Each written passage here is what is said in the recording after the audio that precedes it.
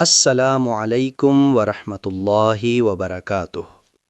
اللہ تعالی ہم سب کو اپنی ذات کا محتاج رکھے اور کسی مخلوق کا محتاج نہ کرے۔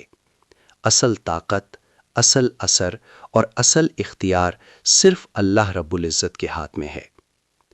آج کل معاشرے میں مختلف قسم کے تعویذات اور عملیات کا بہت چرچا ہے۔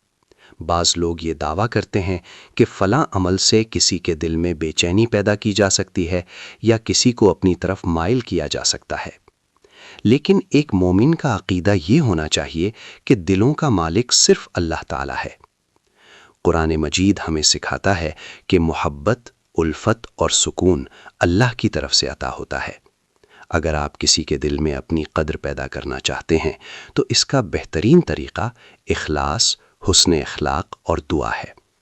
کسی خفیہ عمل یا تعویذ کے ذریعے کسی کے جذبات پر اثر انداز ہونے کی کوشش نہ صرف غیر شرعی ہو سکتی ہے بلکہ اس کے منفی روحانی اور نفسیاتی اثرات بھی ہو سکتے ہیں۔ اگر آپ کو کسی سے جائز محبت ہے تو اللہ سے دعا کریں، استخارہ کریں اور معاملات کو شریعت کے مطابق آگے بڑھائیں۔ اللہ تعالیٰ سے بہتر کوئی کارساز نہیں۔